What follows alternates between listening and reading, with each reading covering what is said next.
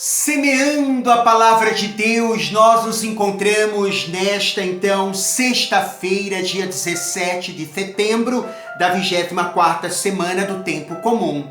O nosso Santo Evangelho é Lucas 8, capítulo 8, versículos de 1 a 3. Proclamação do Santo Evangelho de nosso Senhor Jesus o Cristo, segundo Lucas. Naquele tempo, Jesus andava por cidades e povoados, pregando e anunciando a boa nova do reino de Deus. Os 12 iam com ele, e também algumas mulheres que haviam sido curadas de maus espíritos e doenças. Maria, chamada Magdalena, da qual tinham saído 7 demônios. Joana, mulher de Cusa, alto funcionário de Herodes, Susana e várias outras mulheres que ajudavam a Jesus e aos discípulos com os bens que possuíam. Palavra da salvação, glória a vós, Senhor. Que as palavras do Santo Evangelho perdoem os nossos pecados, conduza-nos à vida eterna. Amém. Louvado seja nosso Senhor Jesus o Cristo, para sempre seja louvado, com sua mãe Maria Santíssima, assim seja.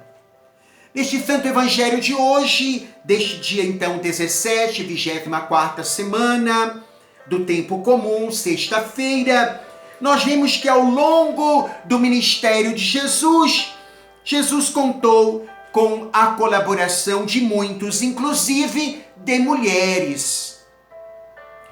Esta era uma situação inusitada já para aquela época, tendo em vista a maneira como eram consideradas as mulheres naquela época. Elas nem tinham lugar na sinagoga, elas eram separadas dos seus maridos no momento, então, das orações, da proclamação da Torá. Elas ficam no subterrâneo. Até hoje, nós assim encontramos as sinagogas. E na época de Jesus, ele foi, como que podemos dizer, de fato, um grande revolucionário em todas as áreas. E aí nós vemos que Jesus não dispensou a ajuda das mulheres. Pelo contrário, ele via com olhos bons esta disposição de colocarem-se a serviço, a servir gratuitamente o reino de Deus e não a ele propriamente. Claro, o reino é Jesus. A atitude de Jesus, no contexto então deste reino, revelava a superação de condições de inferioridade, assim das mulheres, das crianças, da exclusão dos idosos, dos doentes, dos enfermos. Sua tarefa, podemos dizer, ou melhor, a sua missão, consistia em prestar assistência, não é? A todos, a dar-se a todos. E a condição dessas mulheres, nós vemos, o texto deixa uma clareza, não é? Um tanto quanto grande, dizendo que elas acompanhavam Jesus, ajudavam a Jesus, os discípulos, com os bens que possuíam. Então, com certeza, esses bens materiais, não é? Dispunham de alimentos, talvez o cozer, não é? Ali para eles, também uma costura, enfim, elas se colocavam a serviço. Então, vejamos, é uma grande colaboração, uma ajuda que alivia, de certa forma, certas preocupações materiais inevitáveis para qualquer ser humano. o grupinho, podemos dizer como hoje nós falamos, não é? Aquele grupinho da comunidade, aquele, não é? Amontoadinho, aquelas mesmas pessoas. Então, essas mulheres, discípulas de Jesus, estavam ligadas a ele por laços de gratidão. Veja, o texto diz claramente sobre isso. O texto fala-nos que as mulheres que o seguiam, elas haviam sido curadas de maus espíritos, de doenças, de enfermidades, sendo libertas, né, dos demônios, das enfermidades do corpo, da debilidade, então, do corpo e também das debilidades do espírito. É importante olhar que elas tinham sido mulheres, então, libertadas. Eram mulheres livres, então, dos espíritos malignos, das enfermidades, das doenças. E, pelo que parece-nos, não eram pobres, pessoas pobres, deveriam ter um certo padrão de vida.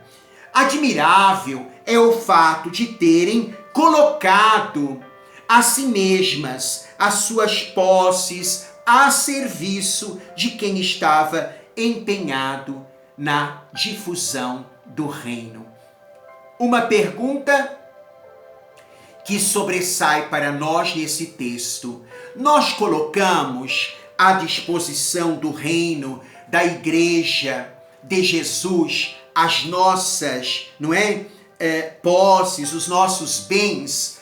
O mínimo do mínimo que podemos fazer é a devolução do nosso dízimo, não é? A devolução que é, então, a gratidão de tudo que recebemos do Senhor. É importante pensarmos nisso. Como nós estamos, pelo menos, na gratidão, devolvendo a Deus aquilo que Ele nos concede: saúde, trabalho, o tempo, a alimentação, o teto, a própria vida, devolvendo para o bem maior também da comunidade, para gerir a comunidade, para então assim a comunidade ter também condições de ser acolhedora e uma comunidade caritativa, de uma caridade maior. Então, que bonito é o texto na valorização das mulheres por parte de Jesus. A sua acolhida para servi-lo era um sinal de que elas não deixaram endurecer do coração. A gratidão, memória do coração, não é? Então, Jesus admitiu essas mulheres e permitiu que elas estivessem também neste grupo, sem preconceito contra as mulheres. Tampouco que alguém fosse posto do lado, excluído, dispensado de marcar presença na tarefa evangelizadora. Que nós possamos pensar também, se não estamos excluindo pessoas, se nós não, muitas vezes, também oferecemos, sim, oferecemos. Estamos na comunidade, oferecemos o nosso trabalho, oferecemos os nossos bens materiais até, mas nos tornamos às vezes também como que o detentor no poder e excluímos os outros com os seus dons, com os seus carismas, talentos, virtudes, qualidades que podem estar acompanhando Jesus, acompanhando a comunidade. Quantas vezes nós excluímos os outros porque parece que vão roubar o nosso espaço. Ninguém rouba o espaço de ninguém uma vez que você o conquistou. E aí, então, o acréscimo dos carismas, das graças, dos talentos, dos dons é que assim pode acrescer um bem maior para a comunidade.